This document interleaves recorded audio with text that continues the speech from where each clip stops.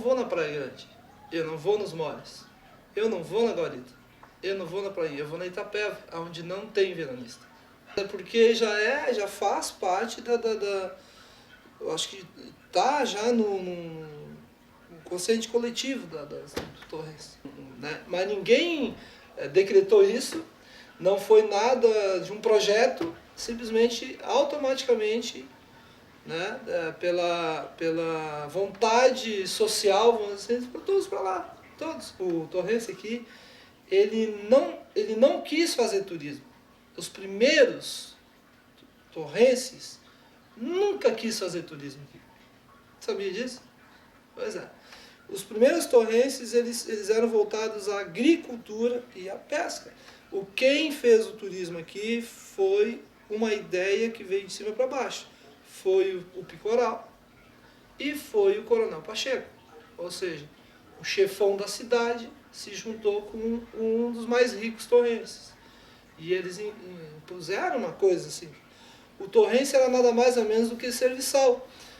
Porque o torrense vendia o peixe, porque o torrense vendia a lenha, porque o torrense trabalhava de garçom, porque o torrense, ele, né, vendia, surgiu essa economia até moveleira. A economia moveleira de Torres surgiu por causa do Hotel Picoral, por causa dos veranistas que foram vindo para cá. Mas tudo isso é serviço, prestação, aquele que está lá em segundo plano, aquele que aproveitou a situação e vendeu. E a partir daí que começou a surgir essa separação, né? O torrense como serviçal e o veranista que vem aqui para usufruir da praia. Essa questão da invisibilidade do torrense, ele não aparecer como se ele simplesmente não tivesse vida própria aqui na cidade, no município, já vem, encontra essas questões históricas que é a maneira com que o turismo começou aqui. E o torrense matuto teimoso nunca cedeu. O torrense ainda resiste a essa questão de que as pessoas de fora têm que vir aqui ditar as coisas.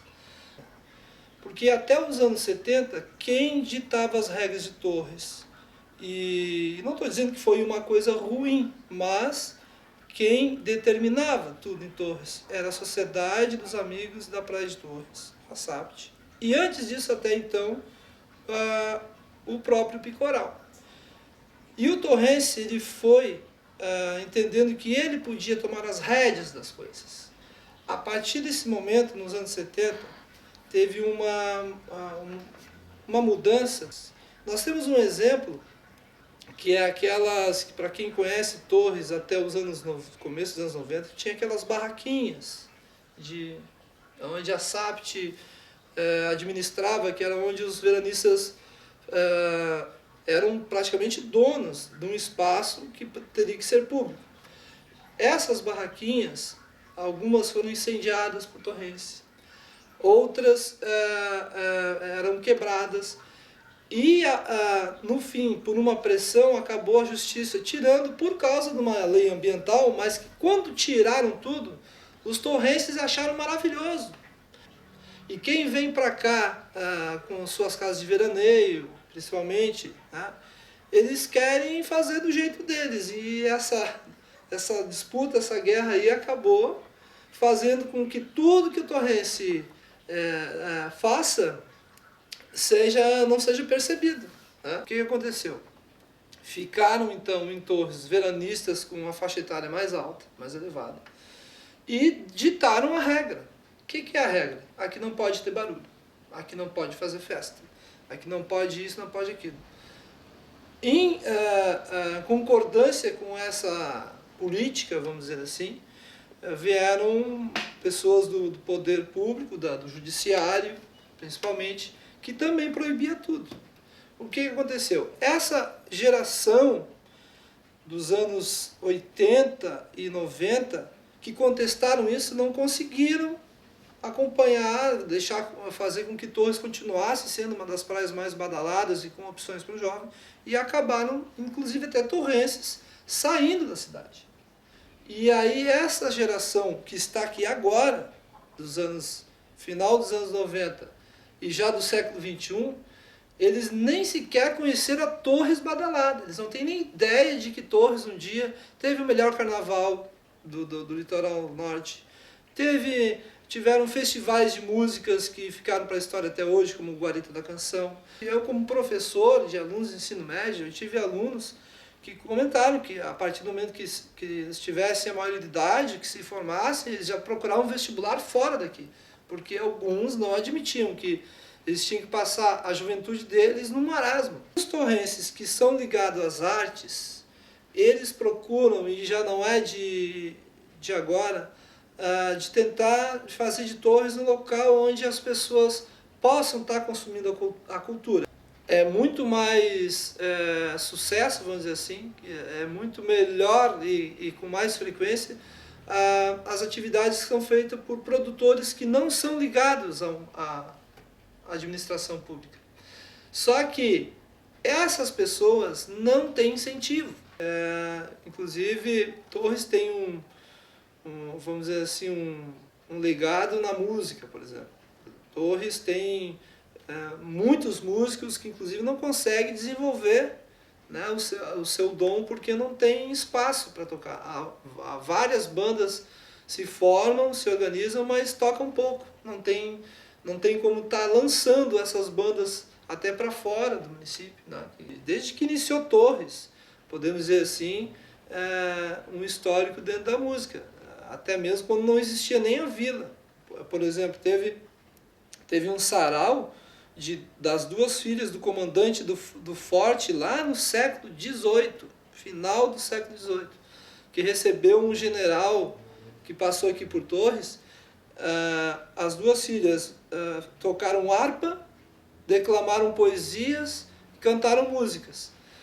Depois, lá quando Torres já tinha se formado um núcleo, uma nucleação, que já tinha uma certa organização, formou uma banda municipal, inclusive com dinheiro da intendência, né, da prefeitura, pagando todos os custos para que tivesse mais atividades musicais nas festas religiosas, nos bailes, em animações, em tudo. E isso gerou foi vindo assim, uma geração que foi se dedicando à música. Tem uma ligação muito forte aqui, não só com o município de Torres, mas também com o de Paços de Torres. Por quê?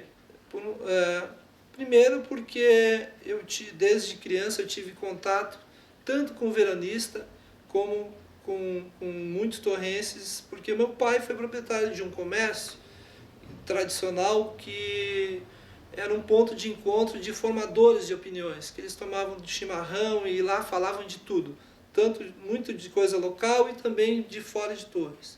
Então, eu acabei gostando de história por causa desses comentários e de tudo que eu vi e ouvi por lá. E também porque eu tenho uma ligação familiar por parte do meu avô materno, que é dos primeiros açorianos que chegaram ao município, né, que seriam da família Silveira, Elias da Silveira. E por parte do meu pai, em Paços de Torres, uma das primeiras moradoras, que foi a dona da primeira balsa, que é a dona Rosa da Loli, que é a avó do meu pai.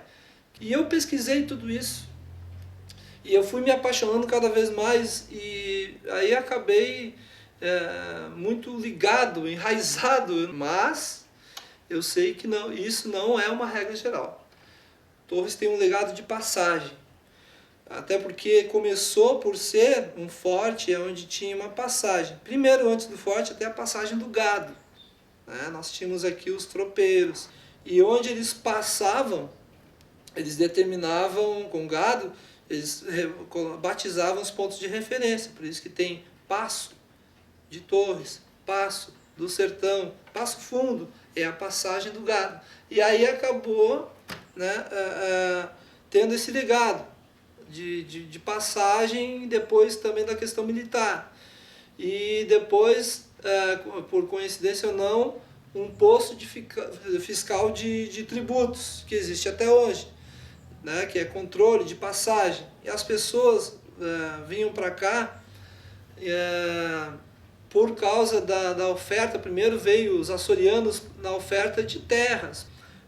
A mesma coisa os alemães em 1926 e 1826, que eles chegaram aqui também. Muitos chegavam e desistiam e voltavam. E depois veio a tentativa de 4 portos, que nenhum deles saíram. Na época do Dom Pedro II não saiu. Na época da República com Deodoro, inclusive a cidade ia se chamar Deodorópolis, mas não deu certo. Depois, com a tentativa de uns estadunidenses que resolveram fazer o porto lá em Imbituba, e por final com Getúlio Vargas, que depois que ele assumiu a presidência, acabou desistindo. Mas na tentativa desses 4 portos, vieram famílias se instalar aqui, porque onde tem porto tem mais desenvolvimento. Vinham, colocavam seus negócios, não saiu o porto, iam embora. Então, passagem. Vêm e voltam, vêm e voltam. Torres tem esse legado.